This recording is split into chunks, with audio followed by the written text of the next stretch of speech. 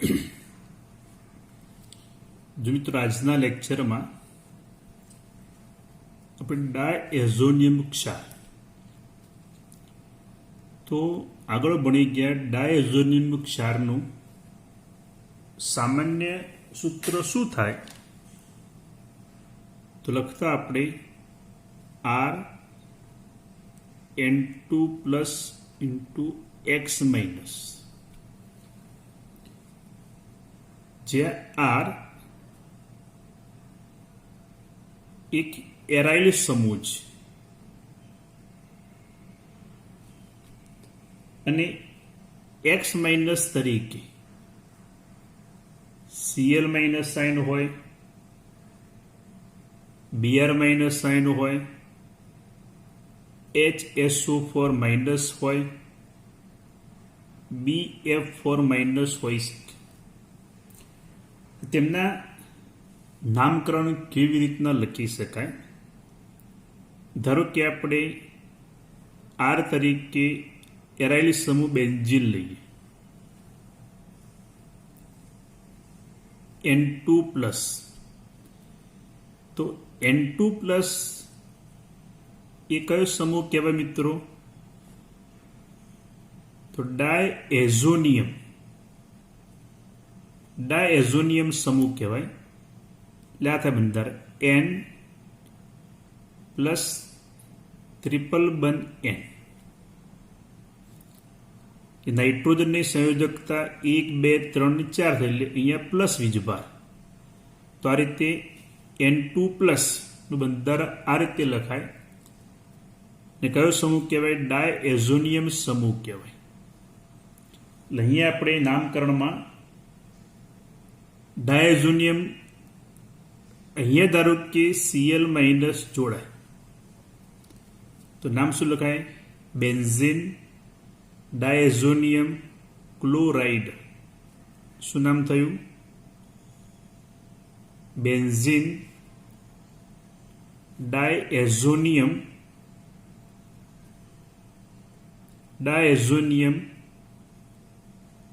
Chloride. ધારો કે આપણે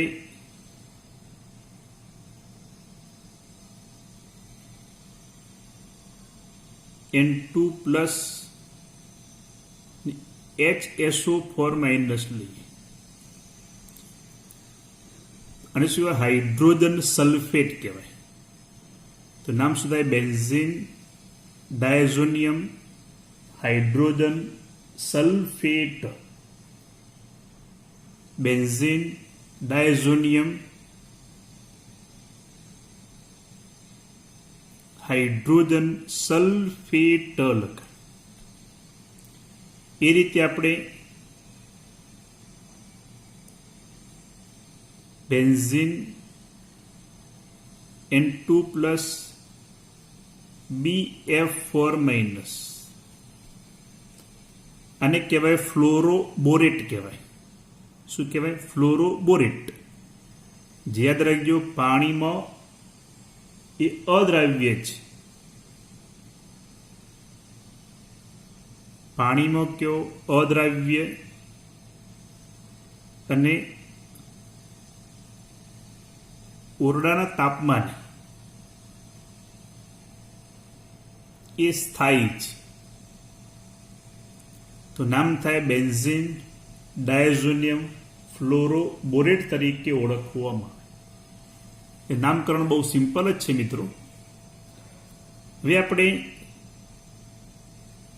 પ્રાથમિક એમાઇન સંયોજન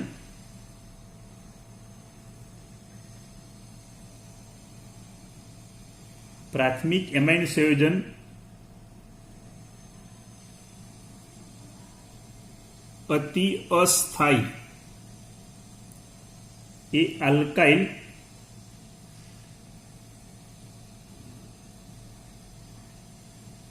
ડાયએઝોનિયમ ક્ષાર બનાવે છે, જે આપણે નાઇટ્રસ એસિડ સાથેની પ્રક્રિયામાં આગળ સમજાવે. ધારો કે આપણે CH3CH2NH2 ઇથાઇલ એમાઇન થયો, પ્રાથમિક એમાઇન થયો, એની આપણે નાઇટ્રસ એસિડ સાથેની પ્રક્રિયા આગળ સમજાવી હતી. તો CH3CH2 N2 plus into Cl minus, જે NaNO2 અને HCl ની અંદરથી આ પ્રક્રિયા આપણે આગળ સમજાવી હતી. તો આલ્કાઇલ મતલબ ઇથાઇલ ડાયઝોનિયમ ક્લોરાઇડ એ અતિ અસ્થાયી છે, પરંતુ પ્રાથમિક એરોમેટિક એમાઇન એટલે એનિલિનની આપણે NaNO2 આગળ પ્રક્રિયા સમજાવી યાદ કરી જો. નાઇટ્રસ એસિડ કે જે સોડિયમ નાઇટ્રાઇટ અને HCl માંથી ઉત્પન્ન થાય એની સાથેની પ્રક્રિયાથી આપણે આ રીતે N2 plus into Cl minus benzene diazonium chloride જે રહ્યો એ 273 થી 278 કેલ્વિન તાપમાને દ્રાવણમાં એ થોડા સમય માટે સ્થાયી છે. આના કરતાં આની સ્થિરતા વધુ છે. એ સ્થિરતા વધુ હોવાનું કારણ શું? તો એની અંદર એક સંસ્પંદન ઘટના જોવા મળે.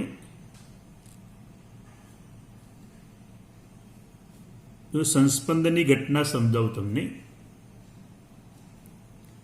બેન્ઝીનમાં 3 પાઇ બંધ એકાંતરે N પ્લસ ટ્રિપલ બંધ N કે જેમાં નાઇટ્રોજન પરમાણુ ઉપર અબંધ કરે ઇલેક્ટ્રોન યુગ્મ હોય. ધ્યાન આપો. આ ઇલેક્ટ્રોન યુગ્મ અહીંયા સ્થાનાંતર થાય, મતલબ આ પાયબંધનું ઇલેક્ટ્રોન યુગ્મ અહીંયા સ્થાનાંતર થાય તો અહીંયા પાયબંધનું ઇલેક્ટ્રોન યુગ્મ નાઇટ્રોજન પરમાણુ પર સ્થાનાંતર થશે, જેને કારણે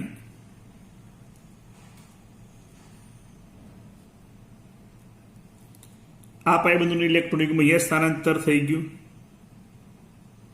ધન વીજભાર અહીંયા સ્થાનાંતર થયું એટલે દ્વિબંધ રચાશે. N પ્લસ ત્રિબંધમાંથી એક પાયબંધનું ઇલેક્ટ્રોન યુગ્મ નાઇટ્રોજન પરમાણુ પર સ્થાનાંતર થયું એટલે અહીંયા એક ઋણ વીજભાર ઉત્પન્ન થાય. તો આ રીતે એક સંસ્પંદ બંધારણ જોવા મળે. હવે ધ્યાન આપો. આ પાયબંધનું ઇલેક્ટ્રોન યુગ્મ અહીંયા સ્થાનાંતર થાય, આ ધન વીજભાર અહીંયા સ્થાનાંતર થશે મિત્રો. તો આપણે આ રીતે સંસ્પંદ બંધારણ દર્શાવી શકાય. આ પાયબંધ અહીંયા સ્થાનાંતર થયો તો અહીંયા પ્લસ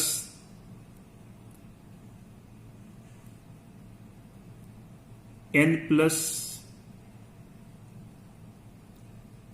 N માઇનસ. આગળ સમજાય એ પ્રમાણે આ પાયબંધનું ઇલેક્ટ્રોન યુગ્મ અહીંયા સ્થાનાંતર થાય તો અહીંયા ધન વીજભાર ઉત્પન્ન થશે.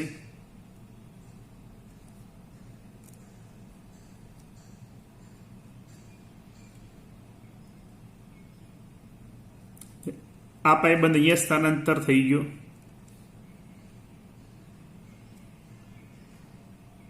અહીંયા કોઈ ફેરફાર નહીં હોય.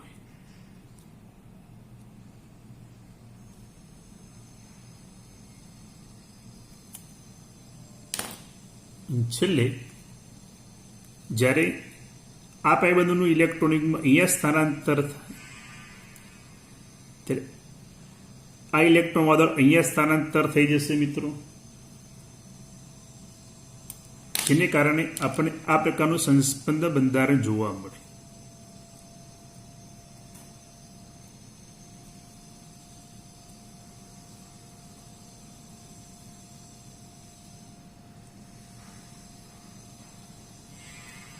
તો આ રીતે આ ઇલેક્ટ્રોન વાદળ પાયબંધનું આ રીતે સ્થાનાંતર થવાને કારણે 5 સંસ્પંદ બંધારણ જોવા મળે. આપણે જાણીએ છીએ સંસ્પંદ બંધારણને કારણે તેની સ્થિરતા હંમેશા વધે. જ્યારે આલ્કાઇલ ડાયઝોનિયમ ક્લોરાઇડની અંદર એક પણ સંસ્પંદ બંધારણ જોવા મળતું નથી, માટે તે અતિ અસ્થાયી છે. જ્યારે 273 થી 278 કેલ્વિન તાપમાન નીચા તાપમાને બેન્ઝીન ડાયોઝોનિયમ ક્લોરાઇડ સ્થાયી હોવાનું કારણ શું? તો એની અંદર આ પ્રકારના સંસ્પંદ બંધારણ જોવા મળે છે. એ સંસ્પંદ બંધારણને કારણે તેની સ્થિરતા જે એ સ્થિરતા હંમેશા વધુ હોય છે. ત્યારબાદ આપણે અહીંયા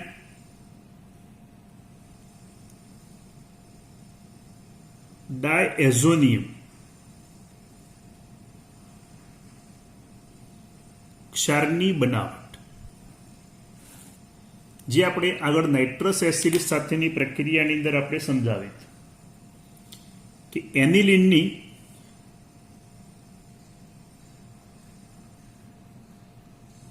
બેન્ઝીન ઉપર આ રીતે NH2 એનિલિનની આપણે નાઇટ્રસ એસિડ સાથે, એ નાઇટ્રસ એસિડ શાની અંદરથી ઉત્પન્ન થયેલો હોય?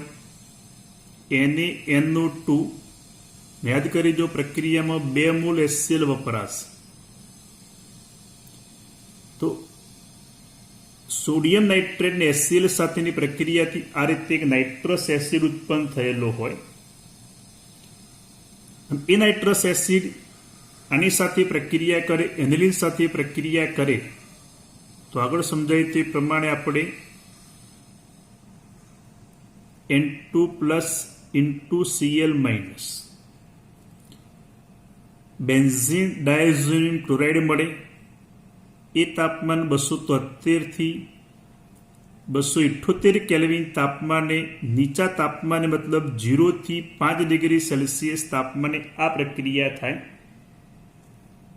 બેન્ઝીન ડાયોઝોનિયમ ક્લોરાઇડ એ નીચા તાપમાને સ્થાયી છે, તાપમાન વધે તો એ અસ્થાયી બને છે, માટે તેનો લાંબા સમય સુધી સંગ્રહ કરી શકાતો નથી. છૂટા શું પડશે મિત્રો? એક તો NaCl, નાઇટ્રસ એસિડમાં 2 ઓક્સિજન અહીંથી H2 2 મોલ H2O સ્વરૂપે છૂટા પડશે. પ્રક્રિયા આપણે આગળ સમજાવી હતી, યાદ કરી જુઓ, પહેલા સમજાવી દઉં તમને. તમારે આ પરીક્ષામાં સમીકરણ લખવાનું નથી, એટલે પહેલા 1 મોલ HCl સાથે પ્રક્રિયા થાય તો anilinium chloride NH3+ into Cl-, એની આપણે નાઇટ્રસ એસિડ HNO2 જે શામાંથી ઉત્પન્ન થાય?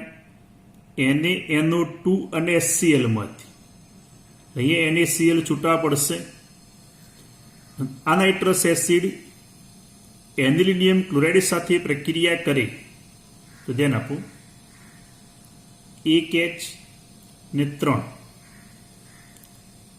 અને 4 હાઇડ્રોજન અને આ 2 ઓક્સિજન જે 2 મોલ H2 સ્વરૂપે છૂટા પડે અને આપણને નિપજ મળશે આ રીતે બેન્ઝીન ડાયઝોનિયમ ક્લોરાઇડ, જે 273 થી 278 કેલ્વિન તાપમાને સ્થાયી છે. એ ઊંચા તાપમાને અસ્થાયી બને છે, માટે આનો લાંબા સમય સુધી સંગ્રહ કરવામાં આવતો નથી. બન્યા પછી તરત જ એને ઉપયોગમાં લેવામાં આવે છે.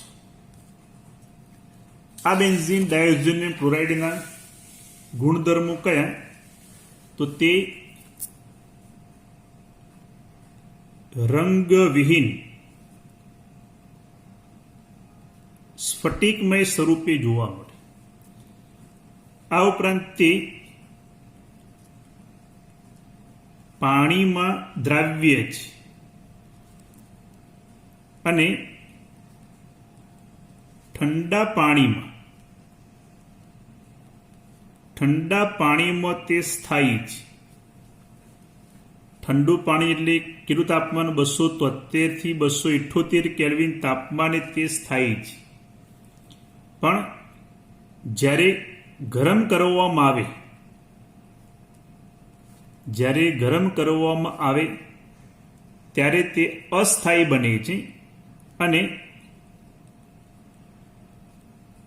પાણી સાથે એ પ્રક્રિયા કરે છે. જ્યારે ગરમ કરવામાં આવે ત્યારે પાણી સાથે પ્રક્રિયા કરે છે અને સરળતાથી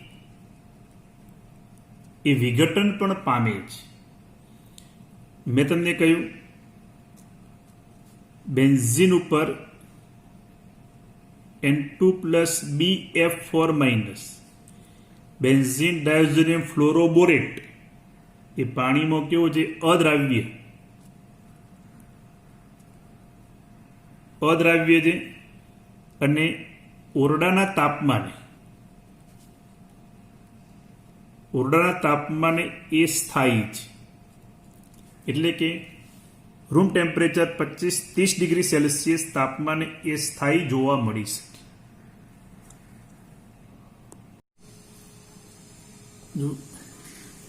રાસાયણિક પ્રક્રિયાઓ આપણે જોઈએ તો રાસાયણિક પ્રક્રિયાઓ એમાં બે પ્રકારની છે. એક એવી પ્રક્રિયાઓ કે જેમાં નાઇટ્રોજનનું વિસ્થાપન થાય છે. ડાયોઝોનિયમ સમૂહ જે રહ્યો N+111N આનું વિસ્થાપન થાય છે. અને બીજી પ્રક્રિયાઓ જેમાં ડાયોઝોનિયમ સમૂહ સચવાયેલો રહે છે, મતલબ એનું વિઘટન થતું નથી. આપણે પહેલી પ્રક્રિયાઓ જોઈએ. અતિ સારા દૂર થનાર સમૂહ, ડાયોઝોનિયમ દૂર થનાર સમૂહ તરીકે અન્ય સમૂહ જેવા કે Cl-, Br-, I-, Cn- અને OH- દ્વારા વિસ્થાપિત થાય છે, જે એરોમેટિક વલયમાંથી નાઇટ્રોજનનું વિસ્થાપન કરે છે. આવા સમૂહ જ્યારે દાખલ થાય ત્યારે ડાયોઝોનિયમ સમૂહનું વિઘટન થાય છે અને એ વિઘટન N2 સ્વરૂપે થાય છે, વિસ્થાપન થાય છે. બનેલો જે નાઇટ્રોજન જે રહ્યો, એટલે આ જે નાઇટ્રોજન જે રહ્યો એ પ્રક્રિયા મિશ્રણમાંથી વાયુ સ્વરૂપે દૂર થાય છે. કેટલીક પ્રક્રિયાઓ આપણે જોઈએ જેમાં Cl-, Br- અને સાયનાઇડ સમૂહ દાખલ થાય છે. જો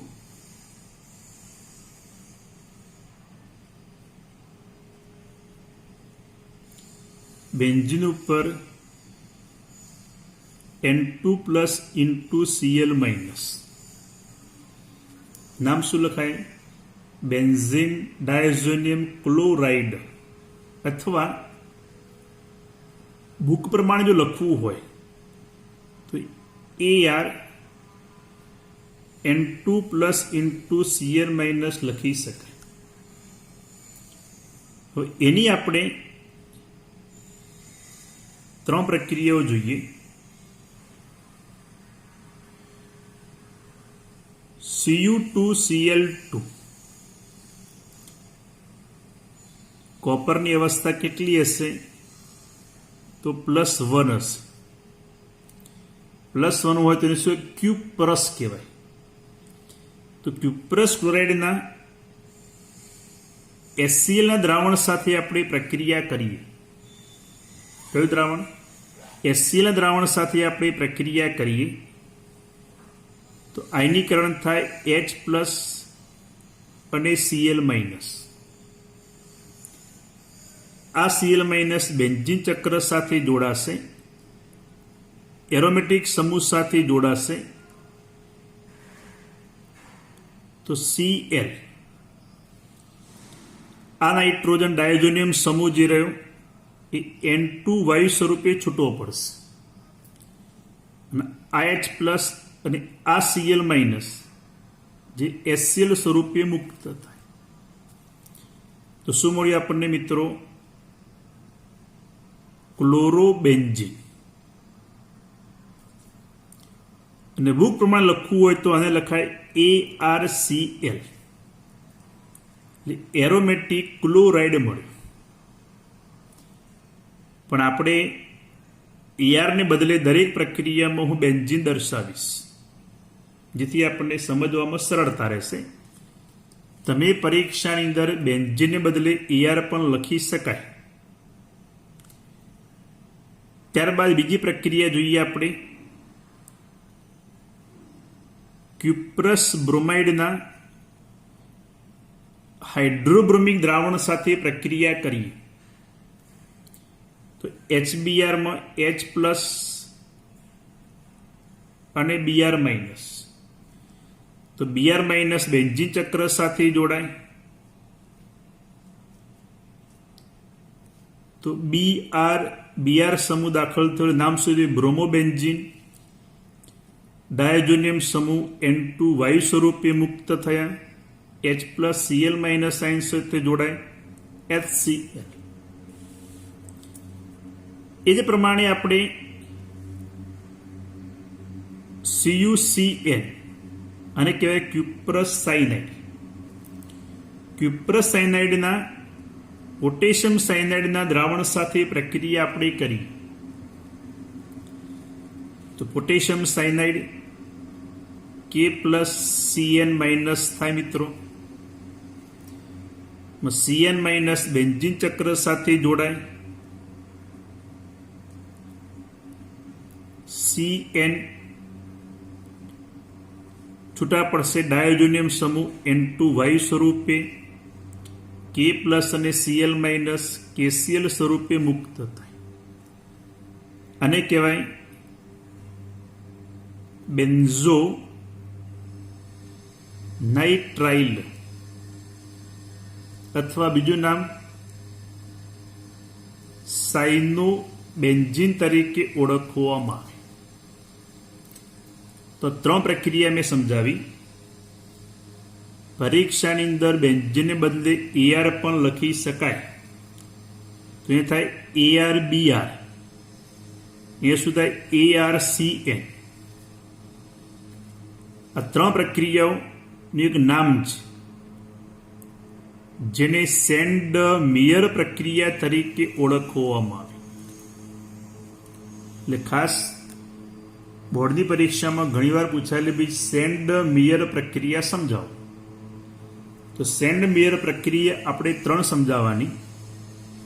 લખાણ સમીકરણમાં લખ્યું હોય છે કે બેન્ઝીન ડાયઝોનિયમ ક્લોરાઇડની ક્યુપ્રસ ક્લોરાઇડના HCl દ્રાવણ સાથે પ્રક્રિયાથી ક્લોરોબેન્ઝીન મળે, HBr દ્રાવણ સાથેની પ્રક્રિયાથી બ્રોમોબેન્ઝીન મળે, પોટેશિયમ સાયનાઇડના દ્રાવણ સાથેની પ્રક્રિયાથી આ રીતે સાયનોબેન્ઝીન મળે. આ 3 કેન્દ્રાનુરાગી પ્રક્રિયકો જે કેન્દ્રાનુરાગી વિસ્થાપન પ્રક્રિયા જે રહી જેને સેન્ડ મેયર પ્રક્રિયા તરીકે ઓળખવામાં આવે. બીજી પ્રક્રિયા જોઈએ આપણે.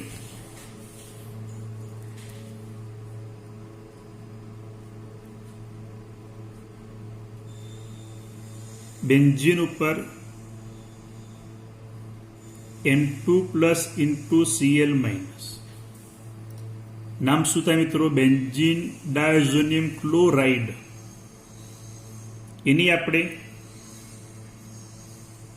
કોપર પાવડરની હાજરીમાં HCl સાથે આપણે પ્રક્રિયા કરીએ. બીજી વૈકલ્પિક પદ્ધતિ પ્રમાણે કોપર પાવડરની હાજરીમાં HCl સાથે આપણે પ્રક્રિયા કરવામાં આવે તો મેં કીધું એ પ્રમાણે બેન્ઝીન ઉપર Cl સમૂહ દાખલ થાય એટલે આપણને શું મળશે? ક્લોરોબેન્ઝીન.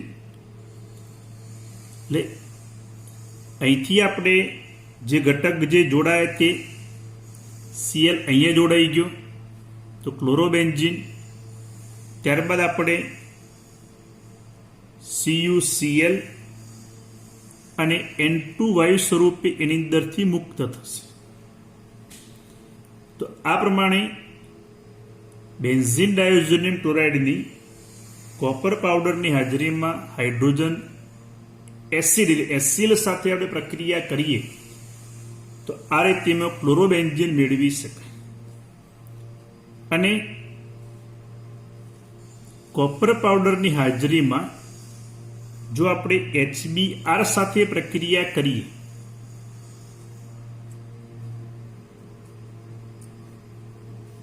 તો આ રીતે બ્રોમોબેન્ઝીન મળે.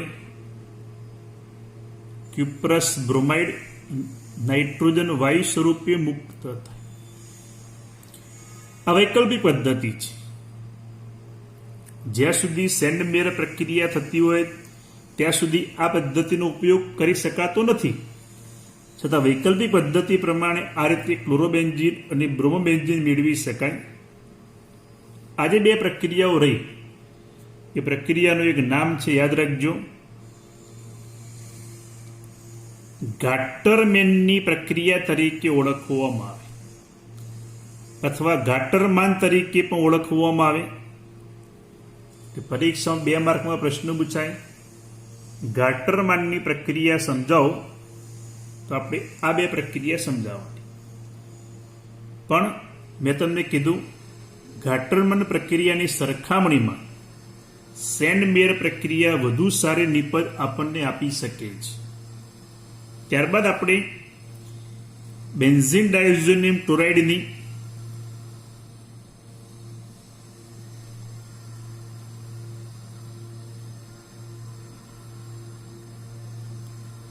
એની આપણે પોટેશિયમ આયોડાઇડના દ્રાવણ સાથે જો એની આપણે દ્રાવણ સાથે પ્રક્રિયા કરવામાં આવે તો K plus I minus iodine benzene ચક્રની અંદર દાખલ થાય.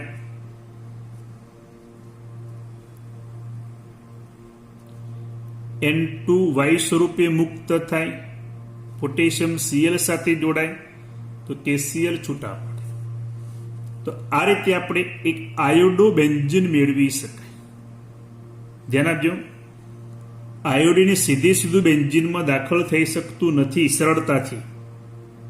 તેવા સમયે ડાયઝોનિયમ ક્ષારની પોટેશિયમ આયોડિનના દ્રાવણ સાથેની પ્રક્રિયાથી આ રીતે આયોડો બેન્ઝીન મેળવી શકાય. ડાયરેક્ટ આપણે બેન્ઝીનમાંથી આયોડો બેન્ઝીન મેળવી શકાતા નથી. એવા સમયે આ પ્રક્રિયાનો હંમેશા ઉપયોગ થાય. ત્યારબાદ જોઈએ આપણે ફ્લોરાઇડ આયન દ્વારા વિસ્થાપનની પ્રક્રિયા. ફ્લોરાઇડ આયન દ્વારા વિસ્થાપનની પ્રક્રિયામાં આપણે ફ્લોરોબેન્ઝીન કેવી રીતના મેળવી શકાય?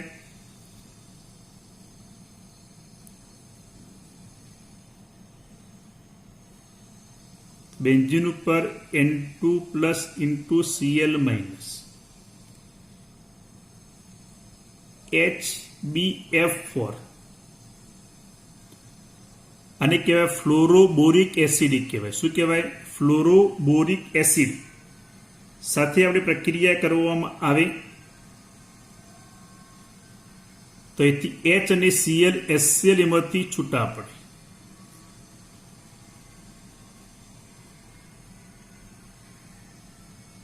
N2+ BF4 માઇનસ નામ શું થાય એનું? Benzene diazonium fluoroborate. પછી એને આપણે ગરમ કરવામાં આવે તો અહીંથી એક ફ્લોરિન બેન્ઝીન ચક્ર સાથે જોડાશે. આ રીતે આપણને ફ્લોરોબેન્ઝીન મળે. ડાયઝોનિયમ સમૂહ N2Y સ્વરૂપે મુક્ત થાય. એક ફ્લોરિન અહીંયા જોડાઈ ગયો, 3 બાકી વધ્યા તો BF3 છૂટા. તો આ રીતે એની અંદરથી એક ફ્લોરો બેન્ઝીન મેળવી શકે. પરીક્ષામાં ધારો કે બેન્ઝીન લખવું ના હોય તો AR N2+ Cl માઇનસ એને આપણે ફ્લોરોબોરિક એસિડ સાથે પ્રક્રિયા કરીએ તો AR N2+ BF4 માઇનસ, અને એની આપણે ગરમ કરીએ તો ફ્લોરિન એરોમેટિક સમૂહ સાથે જોડાશે, N2 અને BF3 છૂટા પડે. આ રીતે પણ લખી શકાય અને આ રીતે પ્રક્રિયા પણ દર્શાવી શકાય. તો આજના લેક્ચરમાં આપણે આટલી પ્રક્રિયાઓ જોઈએ. બાકીની પ્રક્રિયાઓ એ આપણે આવતા લેક્ચરમાં સમજાવીશું. પણ આજે પ્રક્રિયાઓ જે ચલાવી એ પરિવર્તન માટે સૌથી મહત્વની છે મિત્રો. વારંવાર લખીને તૈયાર કરી નાખજો. પ્રક્રિયાઓ તૈયાર થયા પછી જ તમને પરિવર્તન આવડશે.